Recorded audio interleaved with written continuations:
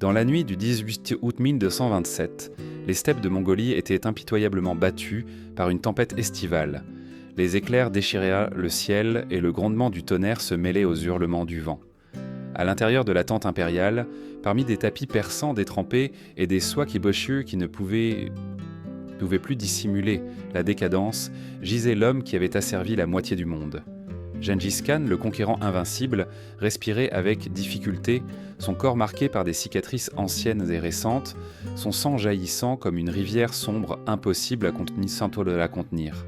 Le chef qui avait étendu sa domination des steppes aux confins de l'Eurasie n'était plus qu'un vieil homme vaincu par sa propre chair. À ses côtés, debout, une figure inattendue. Une princesse tangoute d'à peine 16 ans tenait fermement une dague dissimulée dans un peigne de jade. C'était Gurbeldin Koutoum, la fille Bartin de l'empereur ennemi, livrée comme épouse officielle au conquérant qui avait anéanti son peuple. Pendant 3 ans, elle avait joué le rôle d'une épouse docile, obéissante et silencieuse, observant, apprenant, attendant l'instant parfait. Cette nuit, entre le fracas du vent et le craquement des bois, elle sut que le moment était dévenu. Il n'y eut pas de cri pour alerter les gardes, seulement le rugissement de la tempête et le son sourd du tissu déchiré par la lame. Le Khan tenta de se redresser, mais l'impact fut immédiat. Une coupure précise, irréversible, qui le laissa impuissant et saignant sur les mêmes soies sans qui avait été témoin de ses excès. Pendant des années, il avait réduit des milliers de femmes à de simples objets de possession, des corps catalogués, numérotés, distribués parmi ses soldats. Maintenant, il était lui-même réduit à l'essentiel. Un corps fragile, vulnérable, condamné à mourir lentement tandis qu'une jeune femme l'observait en silence. La scène était l'inversion parfaite de son empire de terreur. Il n'était plus le conquérant qui se croyait élu par le ciel, mais un homme confronté à la justice intime d'une victime devenue vengeresse. Gurbeldin ne tremblait pas, ne pleurait pas, ne suppliait pas. Elle restait sereine, assise dans un coin de la tente, nettoyant méticuleusement la lame avec le calme de celle qui sait avoir accompli son destin. Chaque goutte de sang qui tombait sur les tapisseries était un écho de milliers de femmes oubliées, des cris étouffés dans les camps, des générations brisées par la violence systématique. À cet instant, l'histoire changea de cours. Le mythe du conquérant immortel se brisait sous le regard d'une adolescente qui refusait d'être un numéro de plus dans les registres impériaux. La tempête dehors semblait accompagner le moment, comme si la nature elle-même célébrait l'effondrement du tyran. Ce n'est pas la version qui figure dans les manuels d'histoire. Les chroniqueurs officiels ont caché la vérité, la déguisant avec des récits de blessures de bataille ou de maladies soudaines. Mais dans les chants transmis en secret, dans les murmures des femmes du harem, une autre narration a survécu, celle de la princesse qui a transformé la peur en patience et la patience en justice. Si jamais vous vous êtes demandé quelles histoires se cachent sous les pages propres des livres scolaires, quelles vérités restent enfouies parce qu'elles sont trop dérangeantes, celle-ci en est une. La fin de Gengis Khan ne fut ni glorieuse ni héroïque, mais intime et humiliante, une fin qui révèle l'autre face de son empire. Et pour comprendre comment on en est arrivé à cette nuit de tempête, il faut remonter le temps, jusqu'à la naissance d'un enfant nommé Temujin, dans les steppes glaciales de 1162. Pour comprendre la nuit où le mythe s'est brisé, il faut remonter 6 décennies en arrière, jusqu'aux vastes steppes de Mongolie en l'an 1162. C'est là que naquit un enfant, nommé Temujin, destiné à devenir Gengis Khan. Son arrivée au monde ne fut pas un événement glorieux, mais le début d'une vie marquée par la violence, la trahison et la perte. Son père, Yesugei, chef d'un petit clan, évoluait constamment entre alliances fragiles et affrontements avec des tribus rivales. Dans cet univers, la violence n'était pas l'exception, mais la coutume. Chaque festin pouvait se terminer dans le sang, chaque pacte empoisonné par l'ambition. Quand Temujin n'avait que 9 ans, son destin prit un tour irréversible. Lors d'un banquet diplomatique, son père fut empoisonné par des ennemis qui ne pardonneraient jamais son audace. La mort de Yesugei fut plus que la perte d'un géniteur. Elle signifia la ruine de toute sa famille. Sans la protection du chef, mère et enfants furent expulsés, condamnés à errer dans les steppes glaciales, sans bétail, sans alliés, survivant à peine avec des racines, des herbes amères et de petits animaux chassés à la main. Cependant, ce qui marqua réellement le cœur du jeune homme ne fut ni la faim ni le froid. Ce fut le destin de la femme qu'il aimait depuis l'enfance, Burt, qu'il épousa à 22 ans. Peu après le mariage, une attaque des Merkits s'abattit sur leur camp à l'aube. Ils ne cherchaient biers ni bétail ni armes.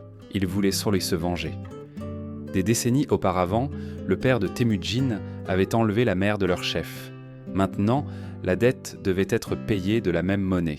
Sous ses yeux impuissants, Burt fut emporté par les cavaliers ennemis tandis qu'il réussissait à s'enfuir à cheval. Les cris de son épouse se perdirent au loin, mais restèrent grand franc à rester gravés dans sa mémoire comme un écho éternel. Pendant 8 mois, Temujin n'eut aucune nouvelle d'elle. 8 mois durant lesquels l'imagination devint son plus grand tourment. Chaque jour, il recréait les humiliations que Burt devait subir. Chaque nuit, il nourrissait une haine qui le consumait plus que la faim. Quand il réussit enfin à la secourir, la réalité le frappa d'une blessure encore plus profonde. Burt était enceinte. L'enfant Jochi naquit sous l'ombre du doute, et ce doute n'abandonna jamais Temujin. Il ne posa jamais de questions, n'exigea jamais d'explications, ne mentionna jamais ce qui s'était passé. Le silence fut sa manière de maintenir l'apparence de normalité. Mais au plus profond de son être, quelque chose se brisa pour toujours. Ou peut-être ne se brisa-t-il pas, mais une nouvelle obscurité naquit en lui. Car à partir de ce moment, Temujin ne serait plus simplement un homme cherchant à survivre dans les steppes hostiles. Il se transforma en quelqu'un qui ferait de la vengeance et du contrôle sa raison de vivre. Ce qu'il avait subi avec Burt devint le modèle qu'il imposerait à des milliers de femmes par la suite. Il ne permettrait à personne d'autre de lui arracher ce qu'il considérait comme sien. C'est ainsi que commença la métamorphose du jeune homme en le monstre que l'histoire connaîtrait sous le nom de Gengis Khan. Et l'épisode avec les Merkits ne fut pas un chapitre isolé, mais la graine d'un système d'horreur qui dépasserait tout autre conquérant de l'Antiquité. La vengeance contre les ennemis de son clan ne fut que le début, et ce qui semblait être un acte de représailles se transformerait bientôt en une machinerie froide et systématique qui marquerait à jamais son règne. La vengeance contre les Merkits ne fut que l'étincelle initiale. Temujin, qui serait bientôt connu sous le nom de Gengis Khan, ne se contenta pas de les vaincre sur le champ de bataille. Il voulut quelque chose de plus profond, quelque chose qui allait au-delà du militaire. Il cherchait à détruire ses ennemis à la racine. Il ordonna que toutes les femmes Merkits soient évidemment réparties entre ses hommes, non pas comme des épouses légitimes, mais comme un butin vivant, un inventaire de corps. Il sélectionnait lui-même les plus belles, établissant une sorte de classification sinistre. Les vierges morcelledas avaient la plus grande valeur, les femmes mariées en valaient les moins, et les veuves les comptaient en à peine. Chaque femme recevait une marque sur le cou, un numéro qui les transformait en pièces d'un système organisé. Ce geste apparemment improvisé devint le premier maillon d'une machinerie monstrueuse qui fonctionnerait pendant des décennies. Ces lieutenants apprirent rapidement que la violence sexuelle n'était pas seulement tolérée, mais récompensée. Après chaque conquête, les femmes étaient alignées comme du bétail, minutieusement inspectées et distribuées selon le rang du soldat receveur. Le Khan lui-même se réservait le privilège d'en choisir entre 30 et 50 pour sa tente personnelle après chaque victoire. Au fil du temps, son harem atteignit des proportions impensables. Environ 7000 femmes d'escompte de toutes les ethnies soumises. Chinoises, perses, russes, arabes, tangoutes, chaque groupe avait son propre secteur dans le camp impérial, comme une carte vivante de ses conquêtes gravée sur des corps féminins. Mais ce n'était que la surface. Ce qui était vraiment terrifiant, c'était l'institutionnalisation du système. En 1211, lors de la campagne contre les Jin, Gengis Khan perfectionna sa méthode. La violation ne suffisait pas, il fallait effacer l'identité des peuples ennemis depuis le ventre de leurs femmes. Il ordonna à ses soldats d'enceinte systématiquement les captives avec l'idée que les enfants naissent mongols. Peu importait la mère, ce qui était pertinent, c'était de multiplier le sang de la lignée conquérante. C'était un génocide par l'utérus, une conquête par le sperme. L'engrenage atteignit des dimensions presque industrielles. Partout dans l'Empire furent établies les stations postales appelées Yam, situées tous les 30 km. Officiellement, elles servaient aux messagers et aux communications, mais en réalité, elles fonctionnaient aussi comme des bordels de guerre. Chaque station maintenait entre 20 et 50 femmes destinées au service des voyageurs militaires. Tous les 3 mois, elles étaient remplacées parce qu'elles ne servaient en plus, parce qu'elles tombaient en malade, parce qu'elles mouraient. Et alors, de nouveaux contingents arrivaient hors des dernières villes conquises. Les administrateurs de ces 100 stations tenaient des registres méticuleux. Âge, origine ethnique, nombre de services rendus, grossesse, décès. Des documents qui révèlent l'ampleur bureaucratique d'un crime de masse. L'horreur était cataloguée, ordonnée en tableaux comme s'il s'agissait de bétail ou de marchandises. Un chroniqueur tangoute nommé Yelu Shukai a laissé par écrit qu'entre 1220 et 1227, plus de 300 000 femmes passèrent par ce système. La plupart ne survécurent pas plus d'un an. Celles qui tombaient enceintes étaient transférées dans des camps spéciaux où elles accouchaient. Les garçons étaient entraînés comme soldats dès l'âge de 5 ans. Les filles, en revanche, retournaient rentrer dans le système à 12 ans, piégées dans un cercle interminable de violence et d'exploitation. Ainsi, ce qui avait commencé comme une vengeance personnelle devint la structure la plus sinistre de domination sexuelle dans l'histoire prémoderne. Un mécanisme conçu non seulement pour soumettre, mais pour exterminer des identités entières et les remplacer par le sceau mongol. L'empire de Gengis Khan ne fut pas bâti uniquement avec des lances et des chevaux, mais avec des corps brisés et des générations brisées en silence. Le système atteignit son expression la plus monstrueuse lors d'épisodes concrets qui restèrent de gravés dans la mémoire des peuples conquis. L'un des plus terrifiants eut lieu en 1220, pendant le siège de Samarcande. La ville résista 5 mois au siège mongol, espérant que ses murailles, sa foi et son courage arrêteraient l'envahisseur. Mais quand elle tomba finalement, ce qui suivit dépassa toute punition imaginable. Gengis Khan ne se contenta pas du pillage ni de l'exécution des chefs. Il ordonna de rassembler toutes les femmes de la ville sur la place principale, sous le soleil écrasant de midi. Elles étaient environ 30 000, des fillettes d'à peine 8 ans aux vieilles femmes de 80. Aucune ne fut exclue, car aucune n'était considérée hors de portée de son système. Là, au milieu de la foule, commença la classification.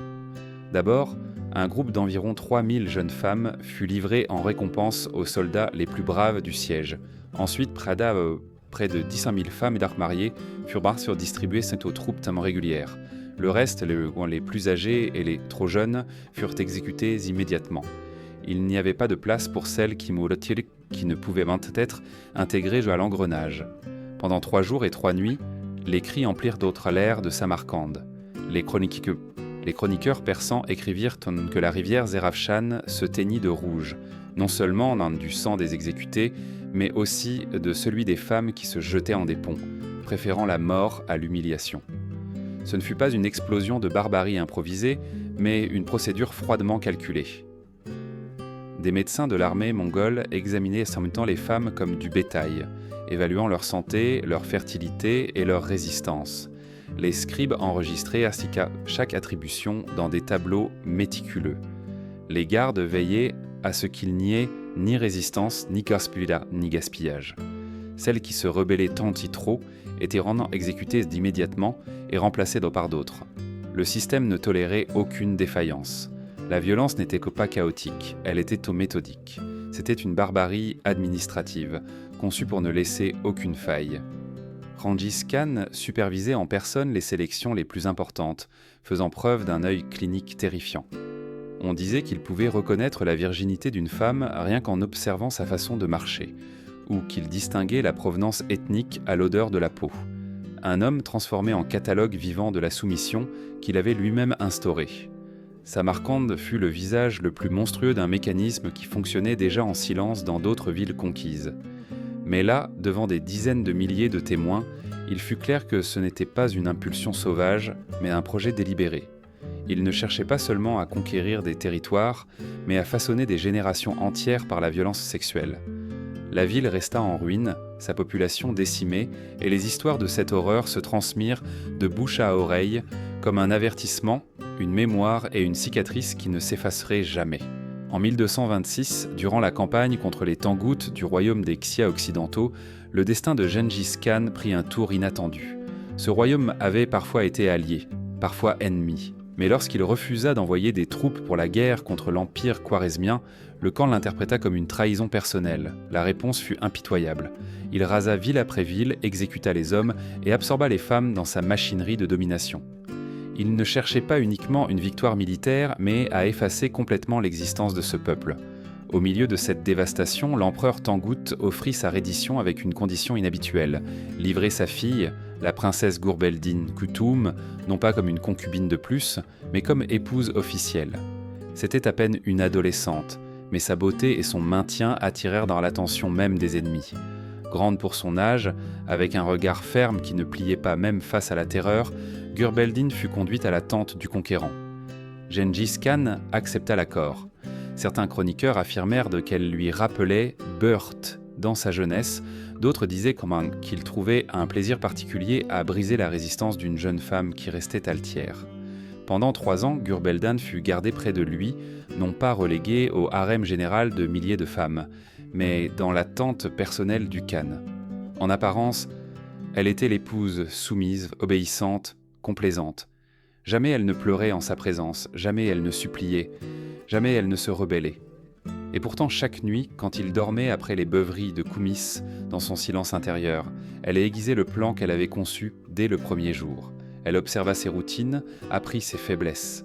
Elle remarqua qu'après avoir trop bu, il sombrait dans un sommeil profond, que les gardes s'éloignèrent pendant les tempêtes pour protéger les tentes du vent, qu'il lui faisait suffisamment confiance pour ne pas la fouiller avant de se coucher. Pendant 3 ans, elle joua le rôle parfait d'épouse docile, tout en dissimulant dans le manche de son peigne de jade une petite lame affûtée, souvenir de sa mère avant de mourir. Chaque nuit, avant de fermer les yeux, elle la touchait en secret, se préparant mentalement pour le moment où elle l'utiliserait. L'opportunité se présenta le 18 août 1227. Dehors, une tempête estivale fouettait le camp mongol. Les gardes s'étaient distraits, luttant pour maintenir les piquets des tentes contre le vent déchaîné.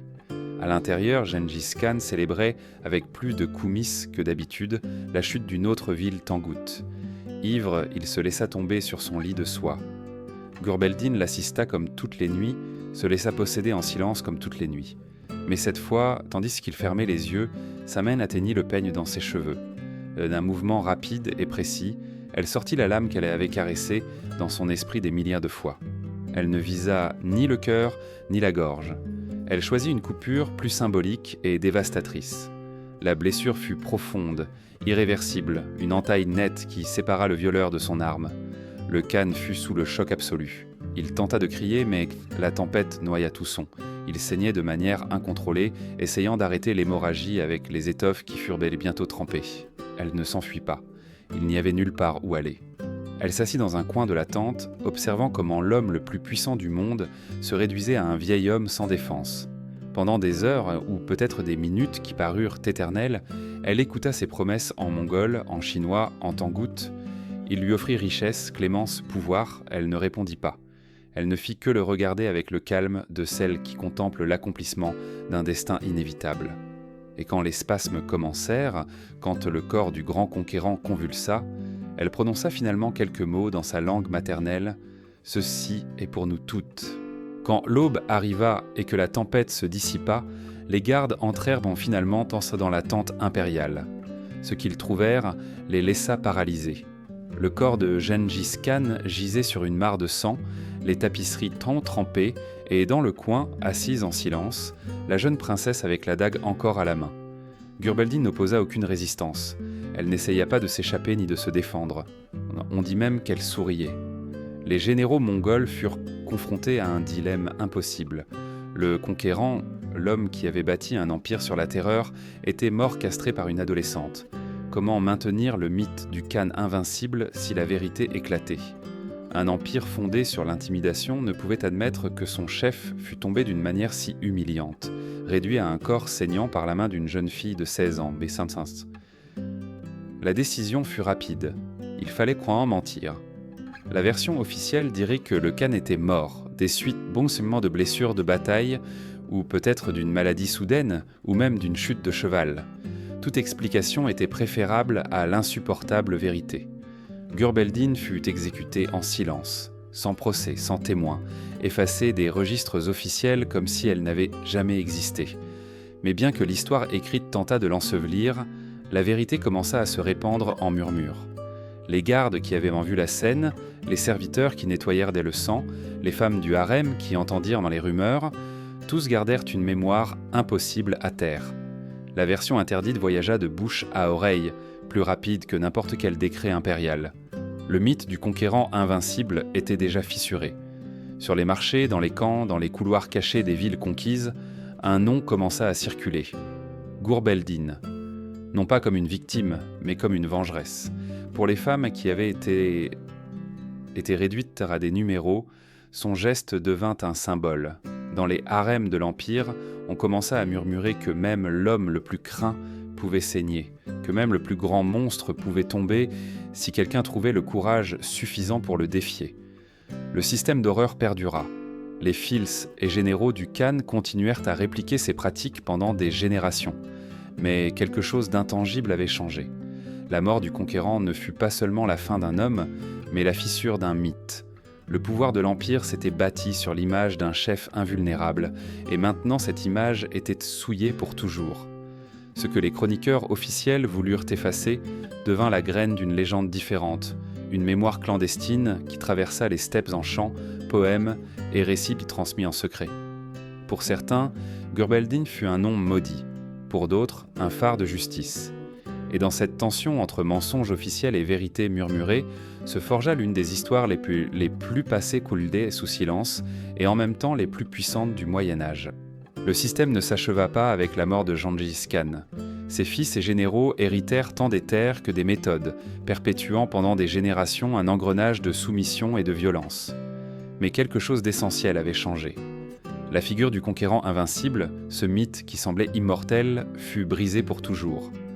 Bien que les chroniqueurs officiels tentassent de cacher la vérité sous des couches de mensonges, le souvenir de Gurbeldin circula comme une flamme clandestine qu'aucune épée ne put éteindre. L'ironie de l'histoire se révèle des siècles plus tard à travers la science.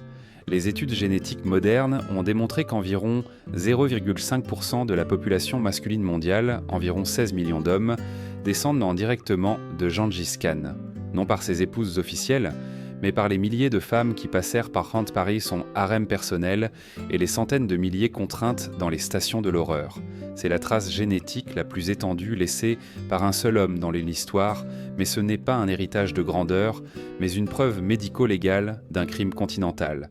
Chaque chromosome hérité est le témoignage silencieux d'un viol, chaque marqueur génétique une vie brisée qui n'a pas pu dire « c'est la même nom et... oh non, hein ?» Et pourtant, les livres scolaires continuent de romantiser le conquérant. On exalte sa stratégie militaire, son rôle dans l'unification des steppes, son contrôle des routes commerciales de la soie. L'océan de corps sur lequel son empire fut bâti est à peine mentionné. L'existence de 7000 femmes dans son harem ou de 300 000 dans des stations de viol systématiques est reléguée à des notes de bas de page.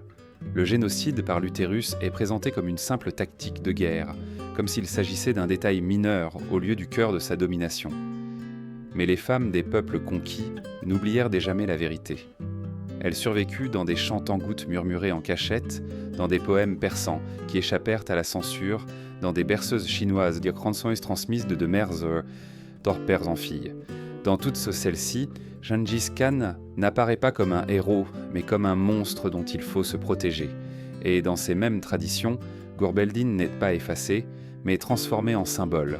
La preuve que même le pouvoir le plus absolu peut être brisé par la patience et le courage d'une seule personne. Car au final, Gengis Khan ne mourut ni en grand stratège, ni en conquérant glorieux. Il mourut tel qu'il avait vécu, au milieu de la violence. Et il fut atteint par la justice inattendue d'une adolescente qui refusa d'accepter son destin. Temujin, l'enfant, qui confondit la douleur personnelle avec un droit de posséder et de dominer, finit réduit à ce qu'il avait toujours été, un violeur rattrapé par la vengeance de l'une de ses victimes. L'héritage de Gurbeldin est différent. Son nom fut effacé des registres, mais il fut gravé dans la mémoire collective de ceux qui connurent la vérité. Pour elle, pour celles qui survécurent à l'horreur, ce fut la confirmation que même le plus grand monstre peut saigner. Et ce souvenir, transmis en secret au fil des siècles, est la véritable faille dans l'histoire officielle. C'est, en dernière instance, le contraste qui définit l'Empire mongol. D'un côté, l'expansion militaire la plus rapide de l'histoire, embellie dans les récits des vainqueurs. De l'autre, un océan de violence sexuelle institutionnalisée, dont les échos battent encore dans l'ADN de millions de personnes. Et entre ces deux extrêmes, une voix qui s'élève comme un symbole de résistance, celle d'une jeune fille de 16 ans qui a transformé la peur en courage et le silence en justice.